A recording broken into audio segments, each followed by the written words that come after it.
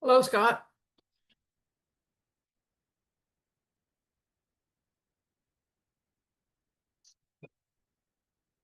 I'm just eating a quick. Yes, well, it looks like we're having a steering committee chairs meeting. So there you go. Oh, no, you got new people. David, Aki. And Good. Mackie, Hello. How are who y'all? comes out to all the meetings. Meeting's not official unless we have Mackie chiming in. So David, Hello. I don't know what's happened. I asked Min about the Google. I'm eating, so I don't have my camera on.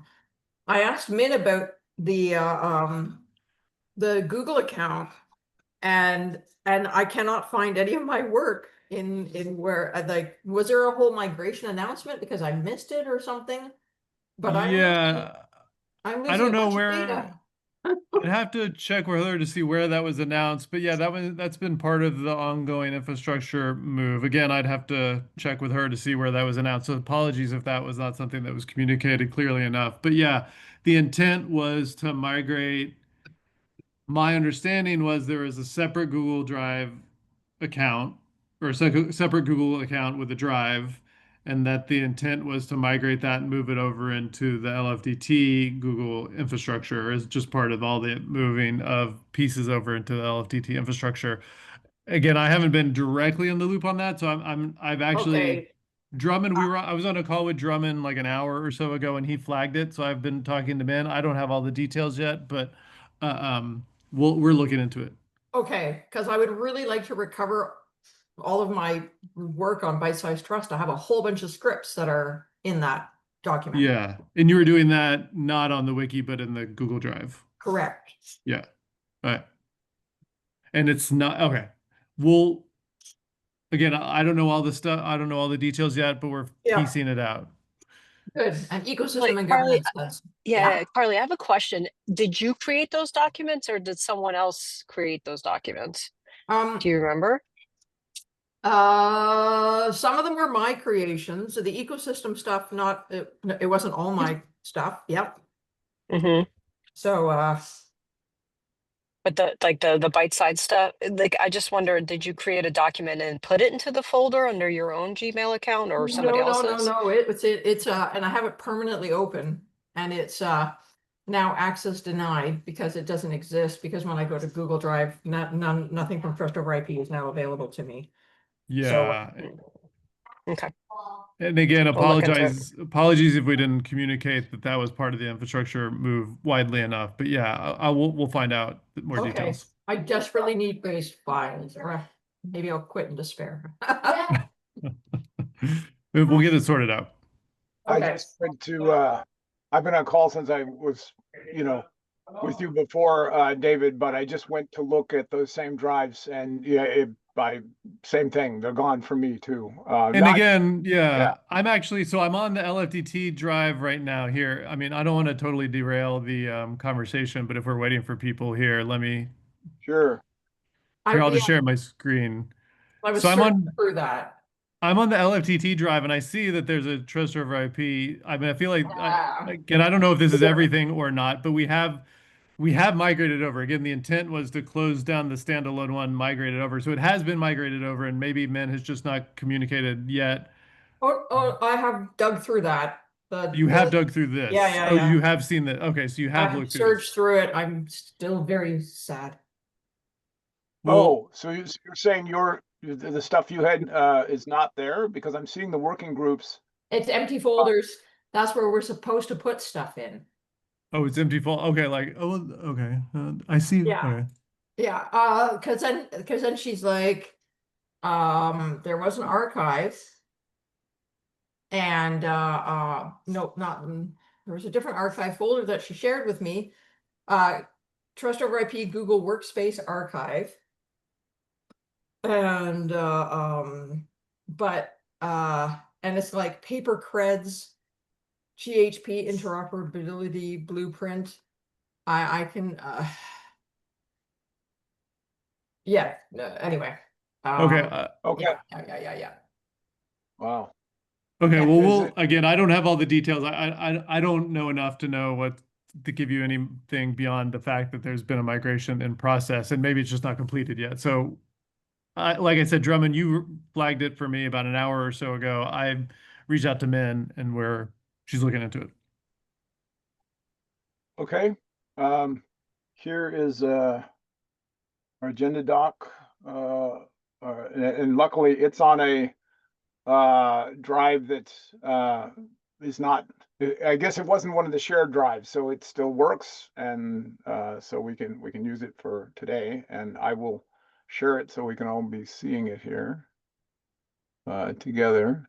Move these things out of the way here. Okay, so this is our normal agenda planning doc, and here we have it for today. And I guess we just dive into it. Let's see. We have 8 of us here today, including Daniela and David. So that means 6 of the steering committee members. Welcome, Karen, Stephen, Steve, and Scott, and Carly and I. All right. Hopefully some other folks are going to make it as well from our group. But let's dive in. First agenda, just to let folks know, we looked ahead, Carla and Scott and I, in the calendar, and realized that our quarter. Oh, here's Carla. Welcome, Carla. I am sorry to be late. We're going to dock you 28 ToIP points for that, and you can pay us back by buying drinks at IW. Oh, okay. Anyway, now that we're doing our all member meetings quarterly, our quarterly meeting landed on December 31st. So we have adjusted that to December 10th. And that's been just on the calendar, and we figured that we'll be able to do a recap, debrief on the symposium, which will happen 2 weeks before that, and that will be our holiday party. So just giving everyone a heads up on that. And then Carly, you added, we want to do a quick a brief on the switch over from Slack to Discord. Do you want to speak to that? You're on mute. You're still on mute. Something.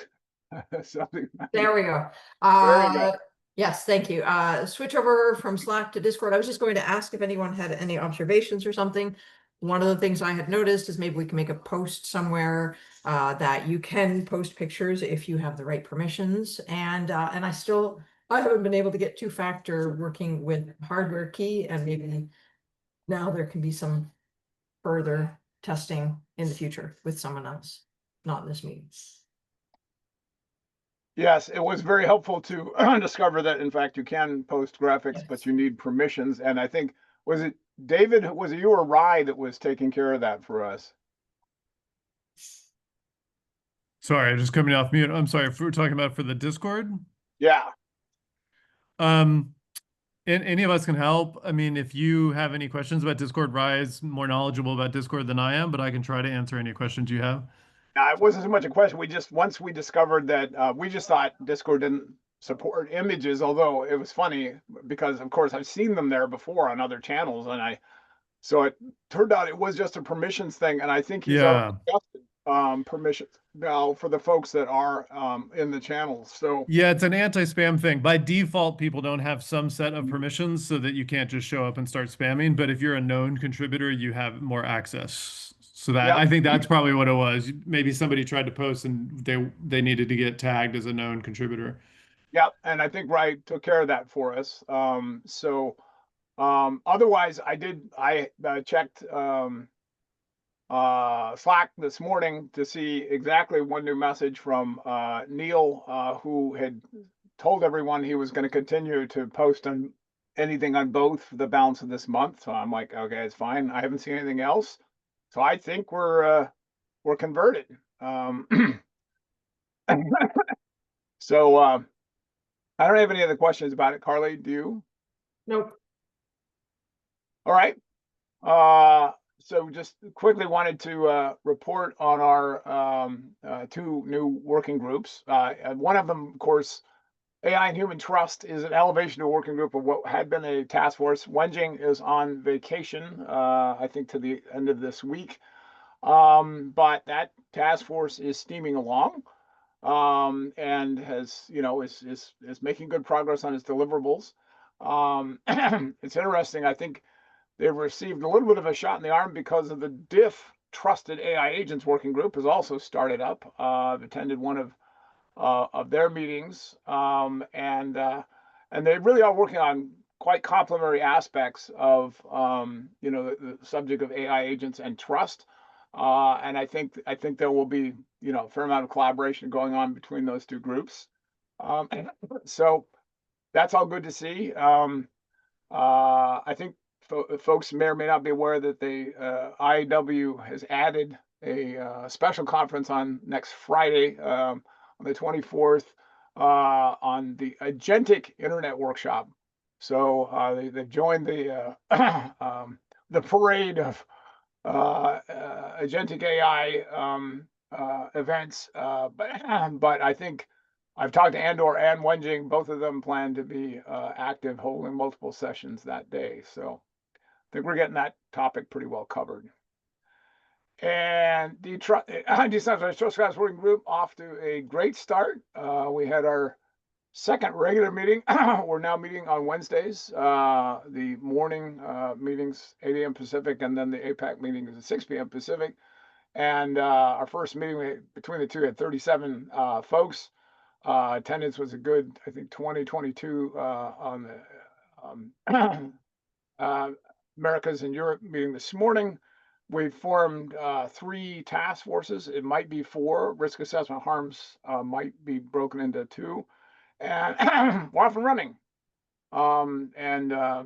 Many thanks to Scott here, who is leading the work on risk assessment, which is a great place to be starting, following our own Trust RP advice, right, Scott?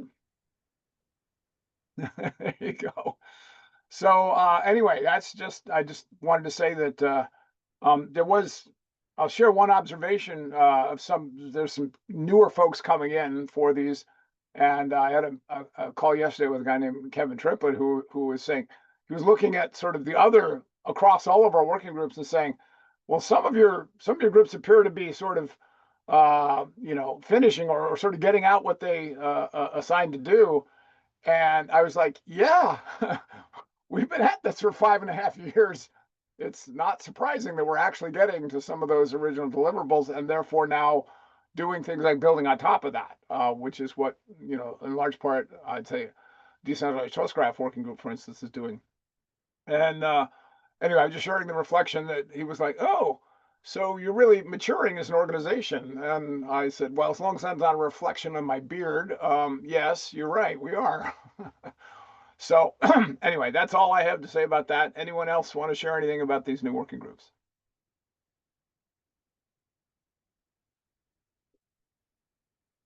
All right. Next agenda item, we're going to tag you, David. I saw and put a copy of your email down here on the TAC election and maintainer days. Do you want to speak to that? Yeah, thanks for adding that to the agenda. So yeah, just a heads up for 2 things that are happening that I think are relevant for people on this call. So just to talk through them. One is we have an annual election to the Technical Advisory Council. That is the group of people in the community who make the technical governance decisions for the community each year. Anybody who's an active contributor is welcome to nominate themselves, and then going forward, that group of people is the group of people who makes a decision on new projects to bring into the community, new guidelines for those projects to follow. Basically, again, the technical governance of the community, which is not staff. Staff is here to support projects and support the TAC, but it's the community members themselves who are elected onto the TAC who make those technical governance decisions.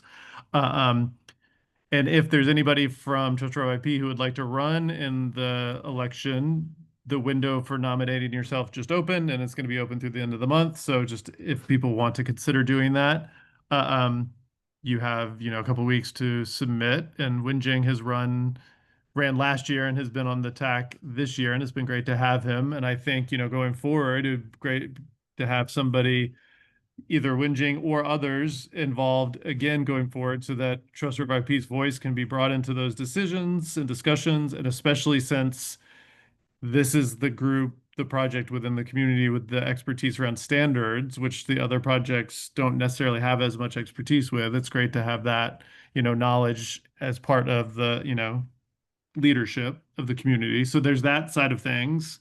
Just to let you know, the nomination statements are being accepted now.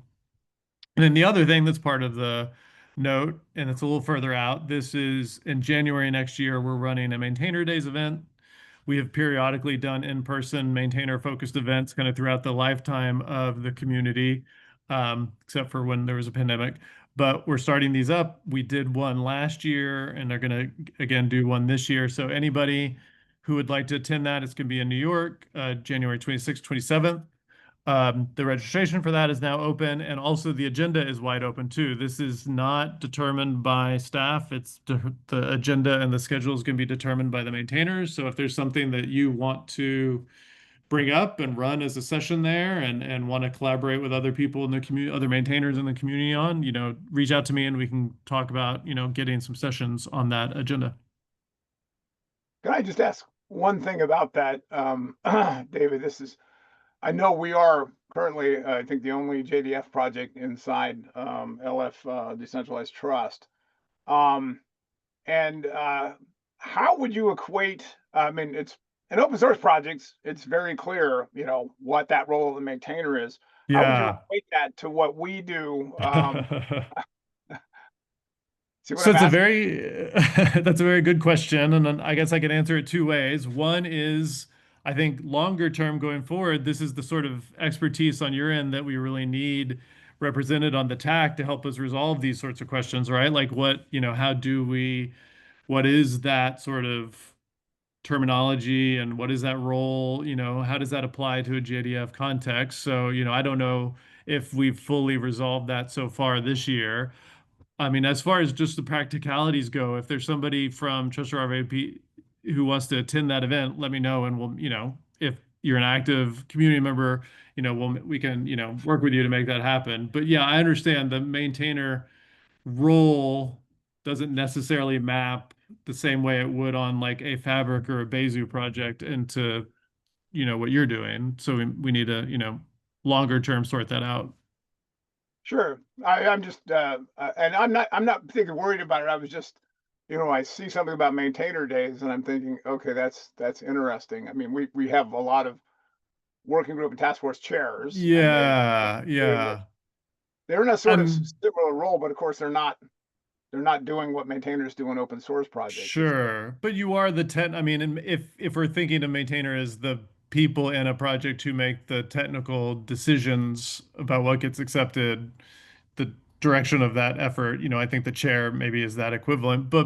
And we could have called it contributor days, I suppose. We just, if we wanted something that wasn't the maintainer word. But, I think again, if this is of interest to you or anybody in the community, let me know and we can, figure it out. Uh, I, I certainly, felt very good that the Wenjing had volunteered, and was part of that. So we had a voice from our steering committee on there. And I would really like to see that continue. I know that Wenjing is feeling that his plate is really full, and I somewhat Yeah. selfishly want him to be able to put the energy into the his work on the trust banding protocol because we need that. I can think of, well, first of all, let me just ask of the folks on the steering committee here today. I'm going to exclude myself because I'm barely getting enough sleep as it is right now with what's going on with the first person project. So I can't take on any other, you know, I couldn't take on that additional, just decentralized trustcraft working group and everything else is got my plate full. But I can think potentially of folks that are coming into that might be interested. But first, is there anyone on the steering committee now that is thinking you might want to be part of the technical the TAC is the technical architecture committee? Is that right? Technical advisory Technical council. advisory committee. Yeah. Thank you. Technical advisory committee. Just checking. Okay, I can. Yeah, I will. Again, we have a couple new members of the Decentralized Trust Graph who might be interested in doing that. They're not currently on the steering committee, but they would be. They're going to be. They already are active in that project, and they might be good candidates for that. So I will check with them. Meanwhile, I think decided action item to send a follow-up to the. And I'll do that right after this meeting. Send a, oh, I'm still under the old name. Send an email to the SC about this. Okay, good. All right, next up, the symposium, which is now just over a month away. How many weeks is that? Yeah, we're the 15th of October and 1, 2, 3. Yeah, it's 5 weeks from now. So we're getting closer to it. Carly, do you want to, or Scott, or who wants to speak to that? I'm just hoping, thankfully, that Google document is still surviving. Oh, that's right, the one that we had Yeah. that we're tracking all that. Yeah, I I'm- really hope I'm writing with Min and I'm not getting the documents back yet, so I really hope we can recover stuff. Okay, so this is I know does somebody have the link to the web page and the registration? I have a whole bunch of tabs open and I can't find everything right now. I have this. Yeah. Is this the page you're Yeah. talking to? Yep, so we have the web page is up. Tomorrow during ecosystem and governance working group, we're going to be managing the updates to the schedule, etc. We have some new participants that are going to be in here as well. And then we can, I guess, pretty soon we can start to more finalize the order and the timing of everything. And what was there? Then there's also a registration, and I have no access to that registration, which has been also set up. And in fact, it might even be linked. It should hopefully be on this page. I'm going It's, down. yeah, it's on the symposium page, yeah. Yeah. There it is. Register here. Yes. So we have the And- days. Yep. Go ahead. And Tomasz should be able to report on how many registrations as they come, Okay. as they come in. I don't know if you set up a time, like usually we do it like once a week, we set out, here's the updated. Yeah. Yeah. Thomas reached out to me about meeting tomorrow during ecosystem and governance meeting. Yeah. Working group time. Yeah, he invited me to come along to help accelerate any questions or things that need to get done on our side. Right. And I suppose for if we share a link for, the link Drummond shared in the chat. If you see a talk that you're like, oh, I thought we were talking and it's not here on the list, then get in contact with us so we can make sure that this is accurately reflecting all the people who would like to speak during the symposium. I'm looking right now to see if Daryl's talk on. I don't think it's here yet. Okay, not but sure. it's in the queue. It's in the queue for tomorrow. Yes, good. We have some pretty expansive set. We've got 13 talks. Daryl's will make 14, and I just in the last 24 hours have potentially have another one that I actually wanted to check before I was suggested to make sure we feel confident we still have room. I know we said we could sort of keep programming because of all of them are going to be recorded separately. But if we do add Daryl's, do we still feel there's room for one more? I think so. Let's talk about that. This is going to be for discussion tomorrow during ecosystem and governance. Oh, perfect. Excellent. I will tell you what the topic is. Interesting enough, it's this concept that what we're building, I say we, all of us in this space are building towards, and I'm going to list not just LFD Centralized Trust and the projects here, but First Person Project, the Advanced AI Society, and Project Liberty Institute. And this term has evolved, the human stack. So I was thinking, oh, we could put together a multi-speaker sort of stake in the ground about the human stack. If folks are interested in that, I will bring it up. We'll dive into it further in tomorrow's meeting. Cool. Okay, so I also want to say I just want to thank Daniela and David. Tomas has been great to work with on this. Been very responsive, and really just this is why we're glad we're part of LFDT. And now, Carly, anything this planning for recordings? Is there anything further we need to talk about there? No, that'll be then for discussion for tomorrow, and we'll put that all up on the Linux Foundation Decentralized Trust YouTube channel at the end.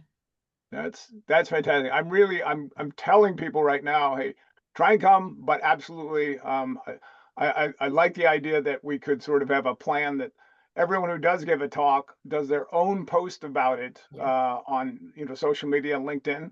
So folks are just all of a sudden going, wait a minute, I'm hearing about Trust RP everywhere. That's the idea. Yeah, and then let's have a schedule so they can talk about what time they're going to be talking. Yeah, exactly. All right. If there's nothing further about that, then we have our political topic of the day. Scott, over to Exactly. you want to share, well, Scott? yeah. So if I can share, it would be good.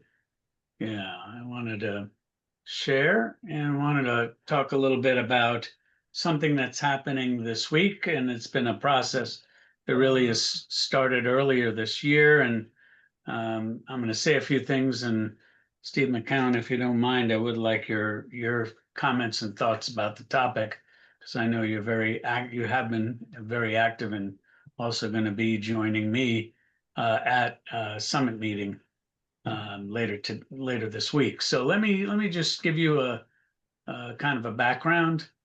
So in the United States, we do not have a federal identity policy. Really, there's not much going on at the federal government as it relates to digital identity and rights of citizens around, transacting on the internet. But we see activity happening in the States, mostly driven in the last couple of years through mobile driver's license. Now, mobile driver's license is driven by a quasi-governing authority called the American Association of Mobile Drivers Association, AMVA, Mobile Vehicle Associations. And my interactions with them were kind of that they were a governing authority, but they didn't really have authority. They were governing, but they didn't have authority.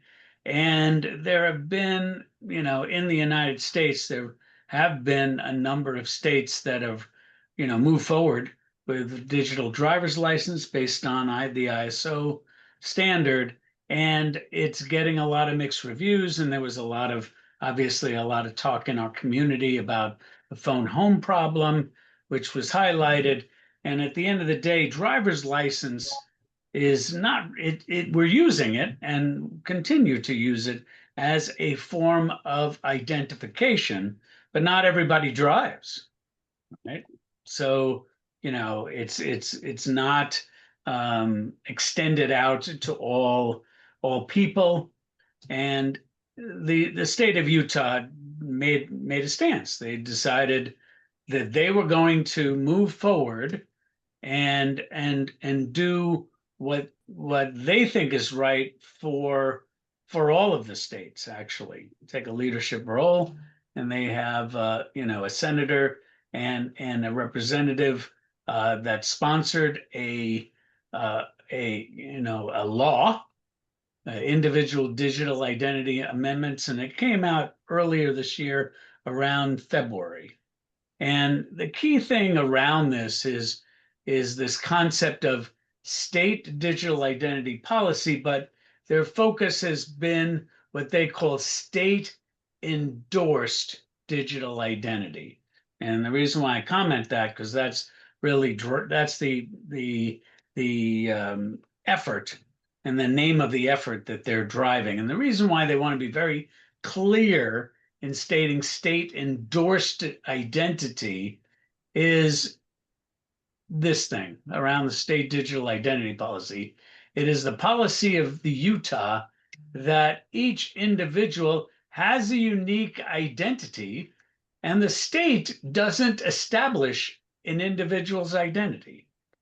And I think that that's profound. I think, you could say, well, everybody knows that. No, not everybody knows that. And no one has put this in law. And I think that's the starting point. And what I'd like to say is I think this was influenced by a lot of people in our community, and that's why I'm bringing it up in our steering committee. We have made with people like Steve and Timothy Ruff and Phil Windley, especially, our community has influenced law to take place. And first of all, I want to acknowledge that. I think it's great. I think this is a great starting place. And so, but laws can sit there forever, and what they have decided to do is to take action around the law. And first thing that I had seen more, in my perspective is, a whole litany of state representatives, came to IIW in April, and they were a welcome sight. They were warmly greeted. They had some sessions. I had some interaction. They came to an event that I sponsored around how governance methodologies can be implemented and were for the C2PA, and so got a chance to work with some of the leaders there, and they understood that we're coming up from an open source standpoint with a methodology on governance frameworks, which doesn't, from my vantage point, doesn't exist in the MDL world. Okay. What it says to me is, because it's not existing in the MDL world, it really is needed to actually, be long lasting and more recognizable. And Utah is very receptive to all of this. And they had an initial summit, I think a couple of months back. I think Steve can clarify because he was attending that. And I listened to it. They posted some of the sessions on YouTube, and it was very, it was really well received, well presented. They're making a move. And it's good to see that, at least someone in the United States is taking leadership. And Utah, what I love about Utah is they want to take leadership, not only just for Utah, which is what they should, they want to take leadership on all of the states. So they have another summit meeting coming up on Friday, and they invited me. And I was, honored to do that. They asked me to talk, obviously it's kind of lightning round sessions within this 1 day event. I'm speaking for 10 minutes or whatever, 15 minutes. But in essence, it's 1 day. They've invited not only folks from Utah's, governing groups within the legislature and the Senate, and also within their IT department, but they've invited other states.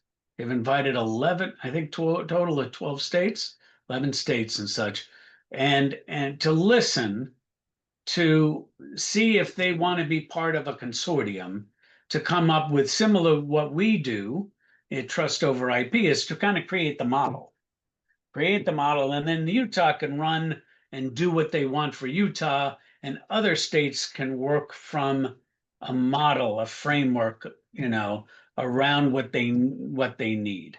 And so this is important to us because he was very Utah, and they wanted to bring me in to talk specifically about open standards.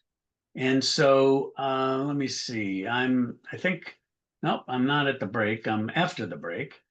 I'm in the afternoon session, and the CIO of Utah, I think, starts it off, which is great. I'd like to meet him in person. I've talked to Alan before, and I'm talking about open standards and open protocol. So the body of really, in the 10 minutes I get to talk, is basically I'm going to talk briefly, and here's a little snippet of my presentation, but I'm going to talk about these things. Danielle, aren't you excited? I'm going to talk about LFDT. So I'm going to talk about these groups in probably, I think this is the 5 minutes of my 10-minute speech, and talk about what these organizations bring to the table, so that any project like the SETI project doesn't have to start from scratch. There's been 10 years and more of really executive thinking around the topic, around how to make this thing happen, and and let's leverage it to every extent possible. And they are very receptive to the point where it will be a guiding principle, to the SETI project, that they will look at open standards first and see, based on the needs of the model and the needs of Utah specifically. And so then after me, we have another person, obviously, that you all know in the community, Timothy Ruff. And so they also are very interested in a number of trust over IP projects. Kerry, the trust over IP stack, the governance meta model, the trust spanning protocol, and the trust registry and the query protocol. All of these things are on the table for consideration. And I wanted the steering committee to know that, this could be the biggest adoption of all the work that we've been doing for the last 5 years. So I'm going to take a breath.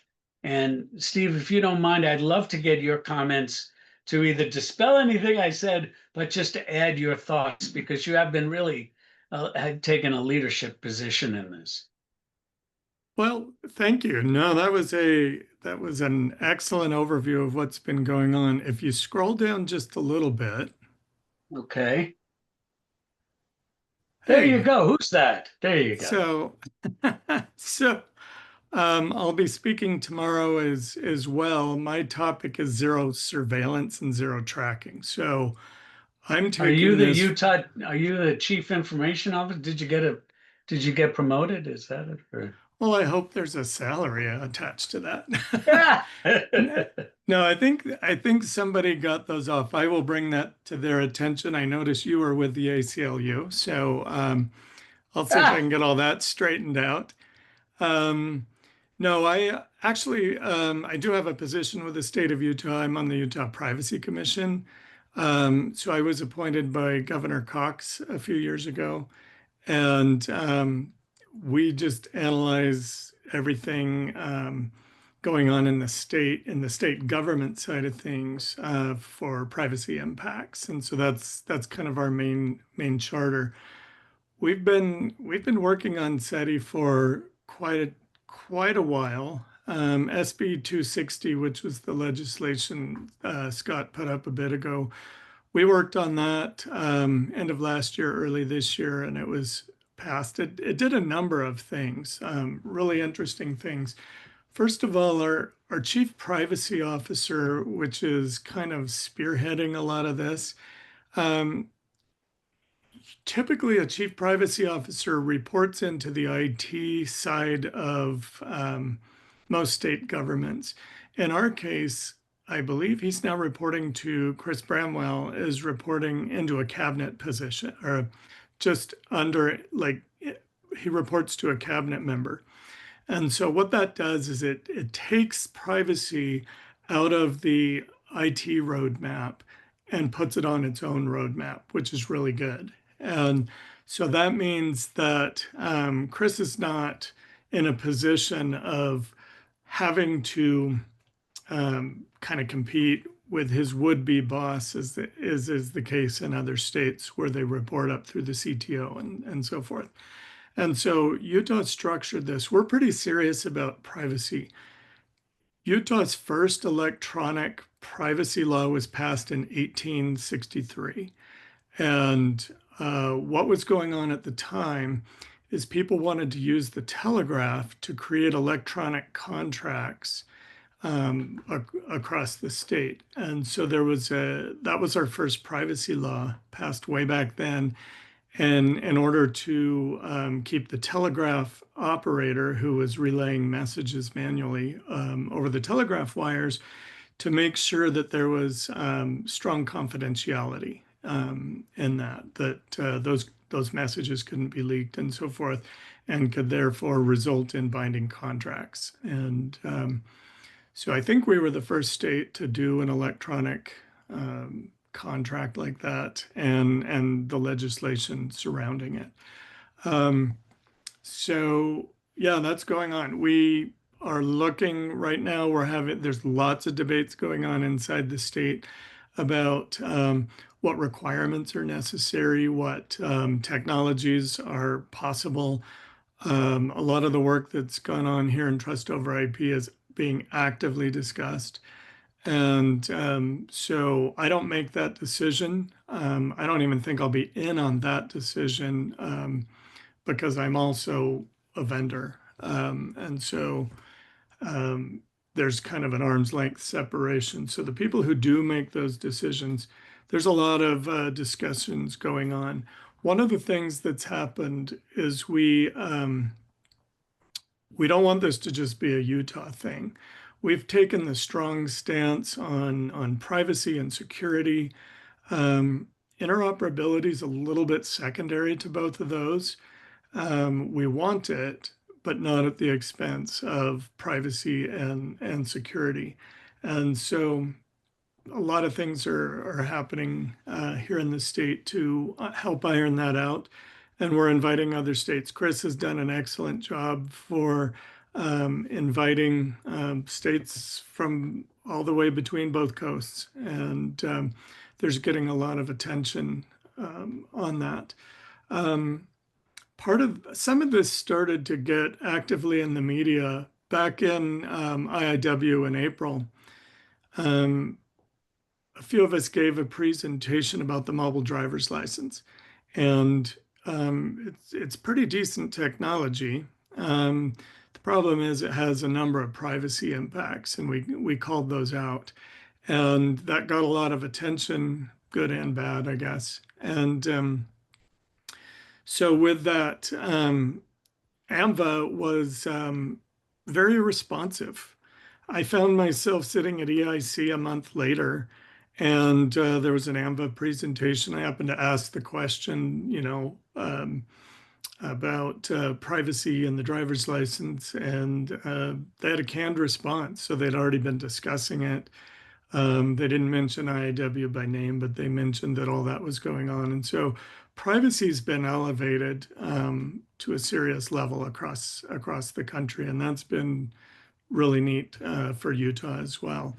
And we just have kind of the right confluence of people that participate, whether it's Trust over IP or W3C or DIF or in the MDL world. There's just lots of people that somehow cross over right here in Utah. And so we're taking that and running it with that to make sure we get the right blend of technologies for security and privacy.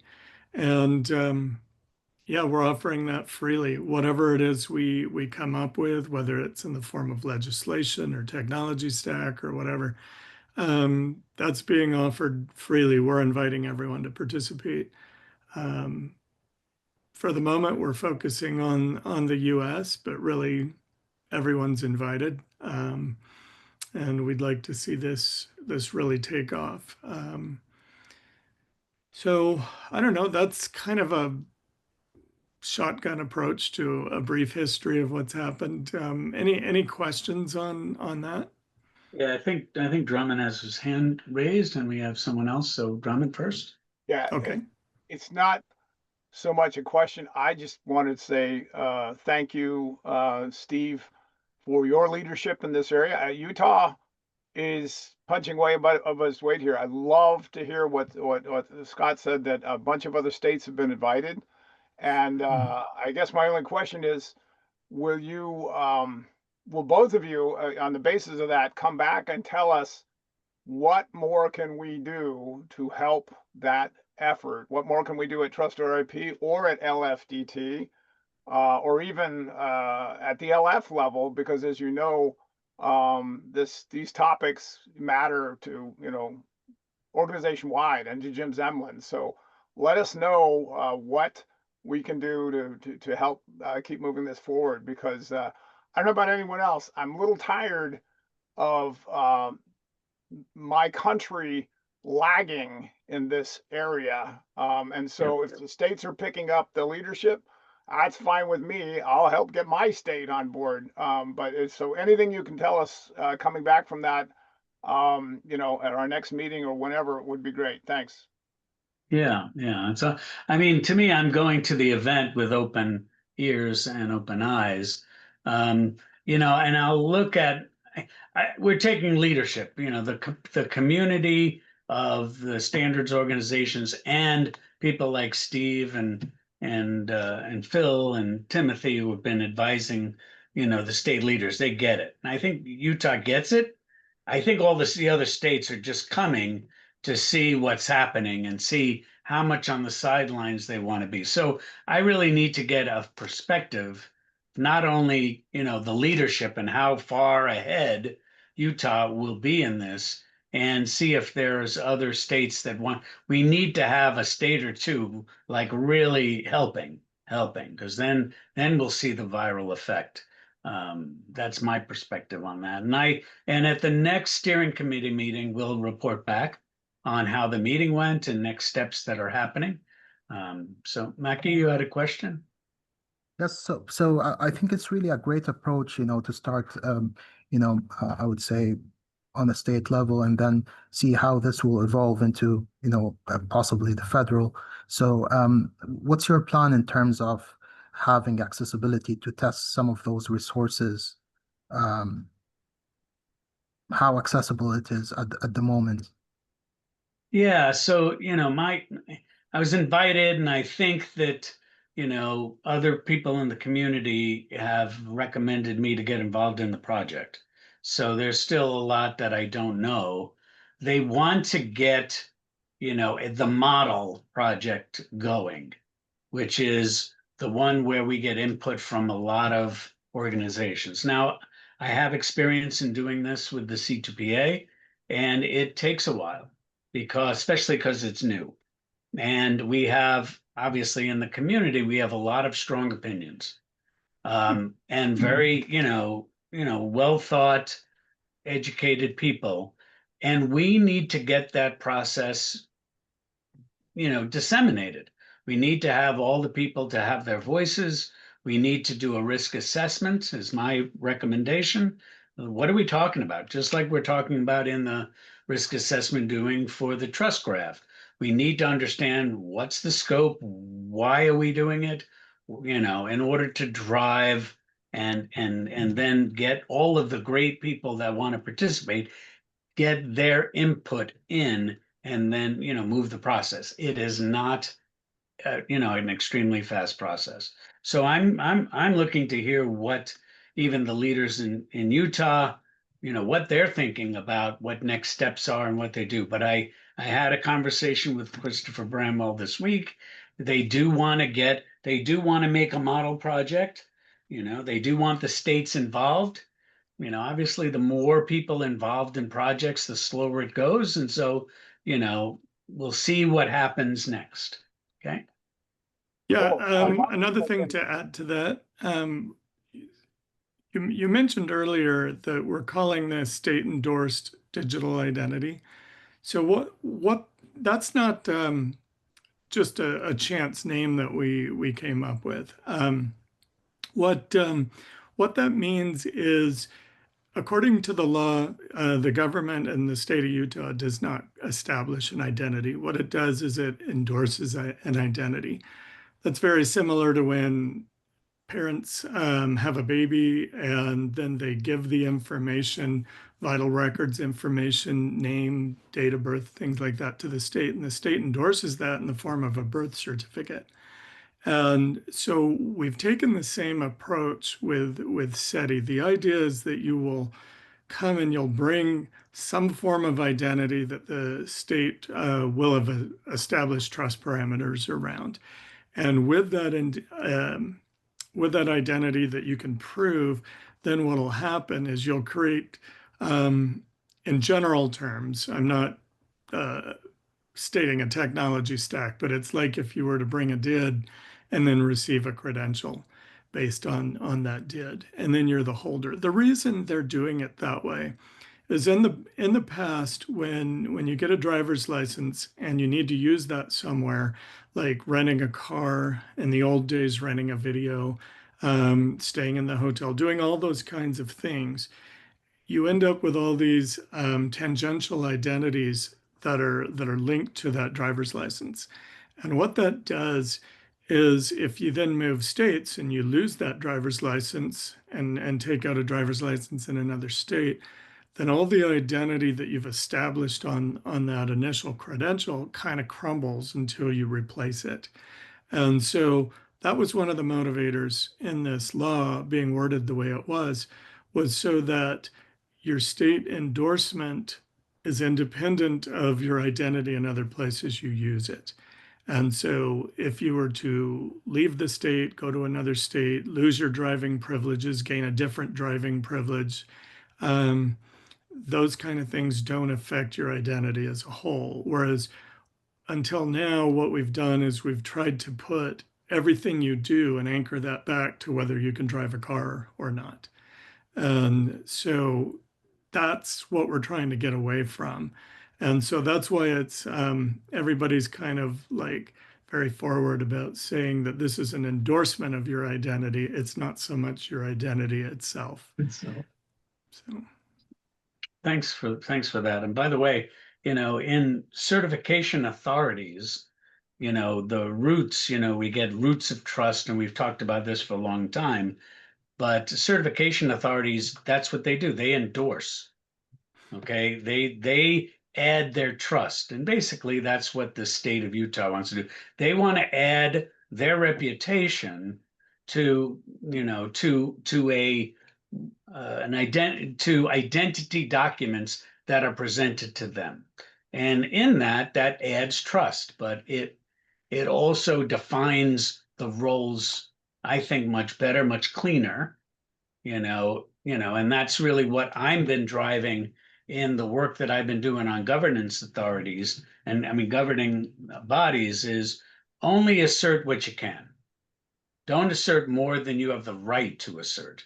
And that's what state endorsement is. They are asserting the right to endorse an identity documents, so that you have a piece of identification that can be used. And then you have to, determine whether you trust the state of Utah's processes, which I believe, as they're saying, will be transparent and accountable. So I don't want to say we have 6 minutes left. I know we have one more topic, so I'm going to pass it back to Drummond. Okay. And I just want to quickly say, Maki, you had your hand up, but did you want to still say something? Yes, so actually, the question was really answered by both, Scott and Stephen. So thanks a lot for that. Okay. Cool, excellent. Again, I'm super excited about it, and very interested to hear what you. We should put it on the agenda for our next meeting to have a report back from the two of you as to what came about, what further we could do. We need to put a lot more things on Daniela's plate, because I think she's really got it so clean now. She's looking for things. That's right. Just making sure. I did All right. drop off for a little bit, so I don't know what I just signed up for, but yes. No. If You if decided you all right. want to do something, you have the frameworks to work within it, and we support it. Funniest part is we were just extolling the virtues of, the influence we hope we're having in some places, and anyway, that all now rolls up to LFDT. So let's keep it going. Okay, we do have one more topic. Technically, we have 90 minutes for these meetings, but it'd be great for us to finish in 30 here. And lastly, we just wanted to check in. You probably get tired of hearing about Internet Identity Workshop.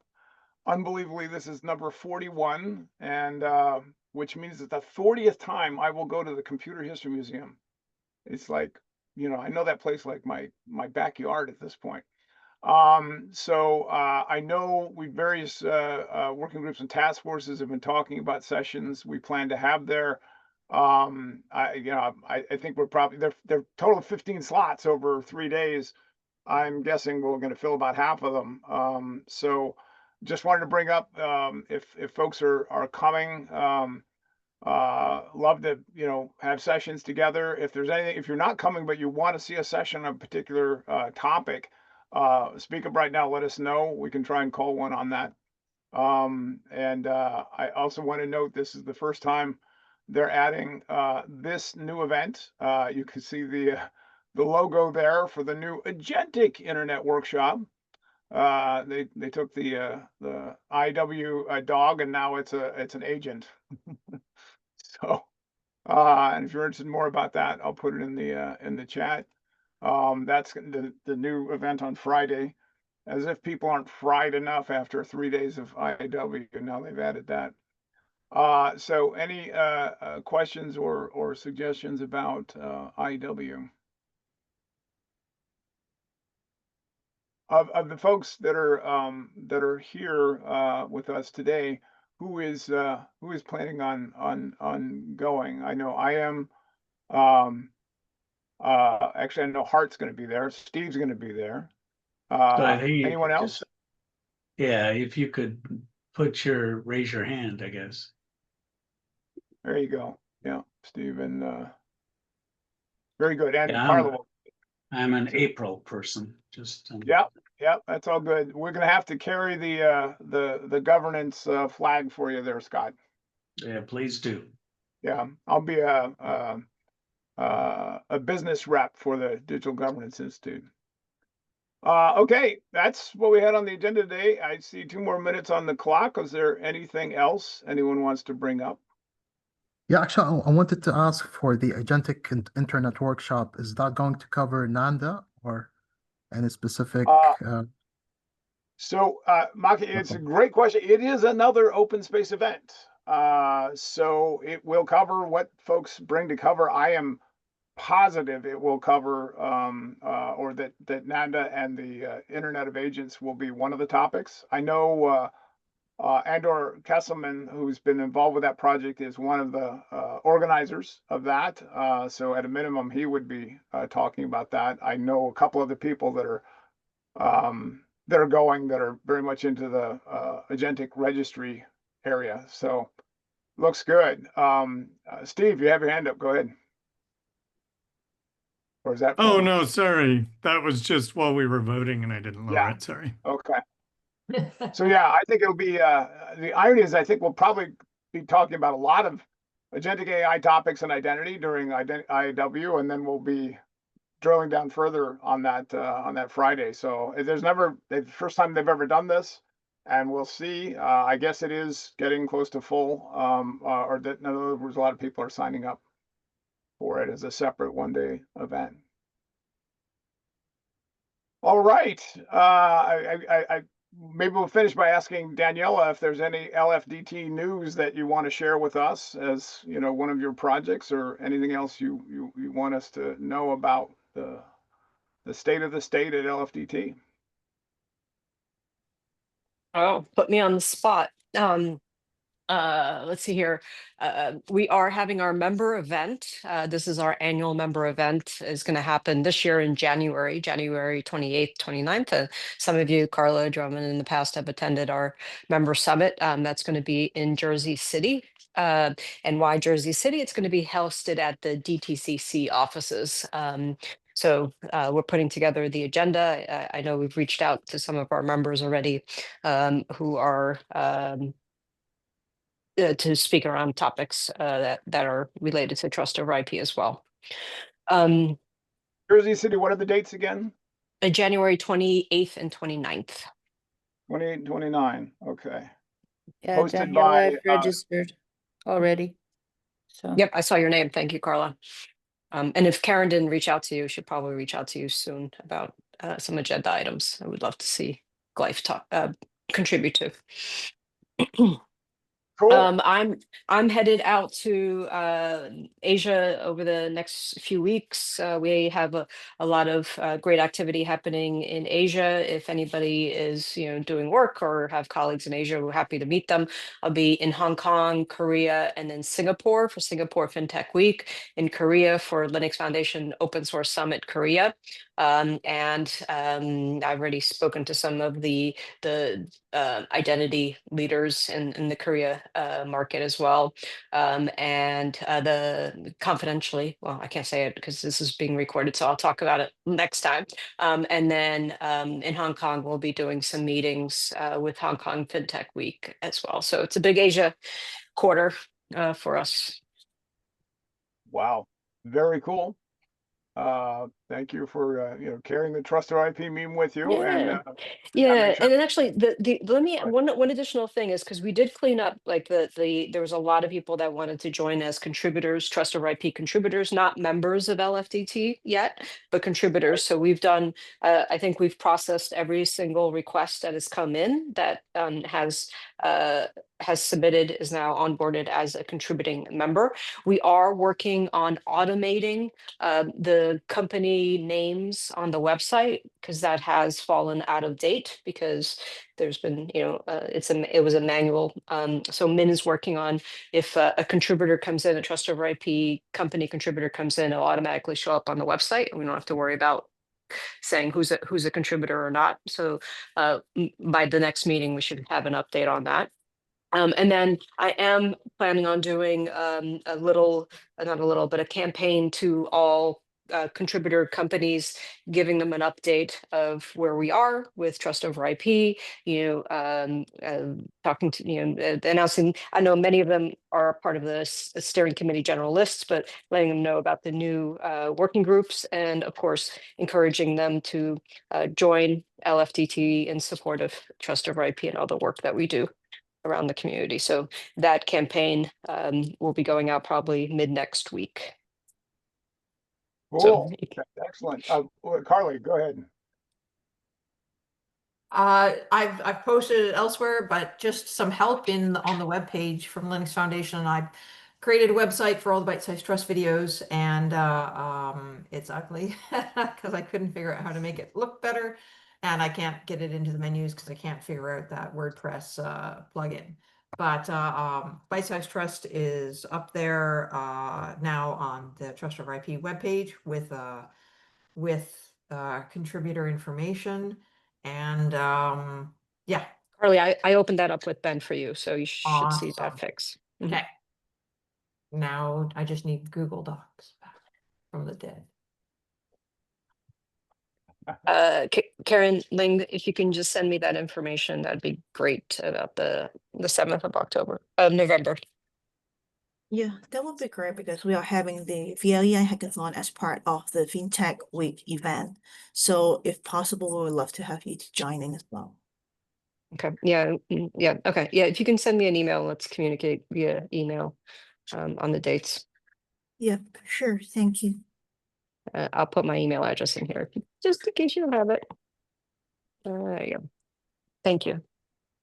This is great. It's really a great example of how, you had said when we first started on this path, Daniela, we would be increasing the exposure and immersion of Trust RP in the larger LFDT community, and that is happening, and we're really appreciative of it. And we hope to hold up our end of that bargain, and I hope the symposium will be a good example of that. Fantastic. Thank you, Daniela, and thanks to everyone else. Is there anything else anyone wants to bring up today, or will we officially give you 25 minutes back in your calendar?